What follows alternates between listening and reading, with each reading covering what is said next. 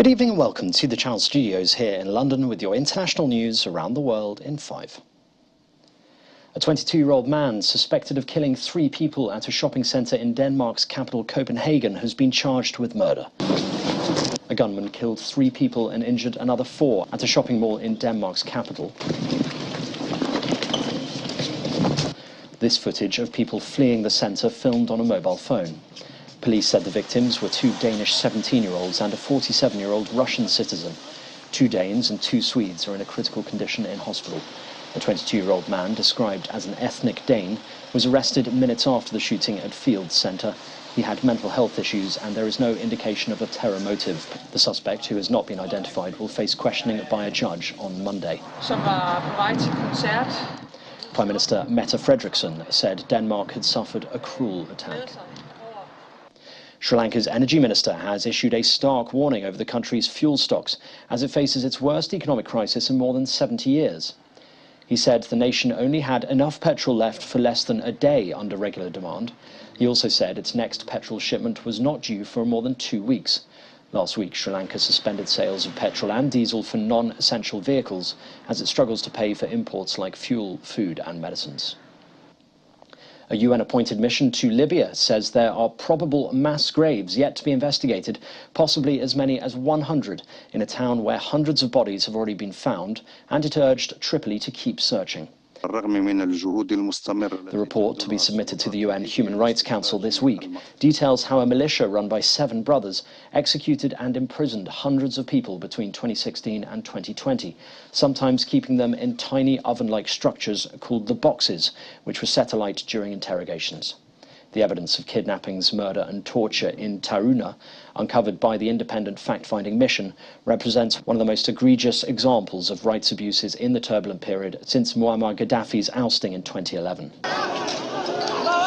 It comes days after protesters stormed the parliament building in the eastern city of Tobruk and staged the biggest demonstration for years in the capital, Tripoli. A pair of helicopters have attempted to rescue 21 members on board a stranded cargo ship off the southern coast of Sydney after it lost power and risked being swept ashore amid a massive storm. Aerial footage showed one of the helicopters hovering over the ship in an attempt to winch members of the crew. The effort was later aborted as the large tower cranes on board made winching unsuitable, according to a spokesperson from a local search and rescue service. Authorities said 2 tugboats were deployed to help steer the ship towards the sea and away from the shoreline. The incident comes as wild weather pummels Australia's largest city, with relentless rains flooding several suburbs and officials warning of more wild weather over the next 12 hours. Drone footage showed an Australian town and surrounding vegetation inundated with floodwaters. Fresh evacuation orders were issued for tens of thousands of Sydney residents on Monday after relentless rains triggered floods for the 3rd time this year in some low-lying suburbs.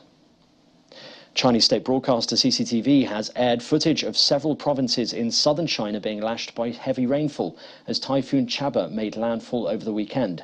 In Zhanjiang, in Guangdong province, rescuers were seen transporting residents over inundated roads. Heavy rain is expected to hit central and southern China over the next few days as the expansive rain belts of a weakening typhoon sweep inland from the country's southern coastline. And finally, over 4 decades after they became extinct locally, rhinos are roaming the wilds of Mozambique again, which is bringing endangered species from South Africa in efforts to breathe new life into its parks and boost local tourism. 20-meter shot, 2.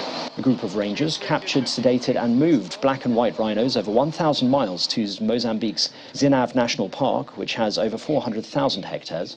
The initiative is part of a campaign to save the endangered species by relocating them to safe havens where they have a chance to increase their population. Mozambican officials say the historic translocation will also be beneficial for the country's emerging ecotourism industry.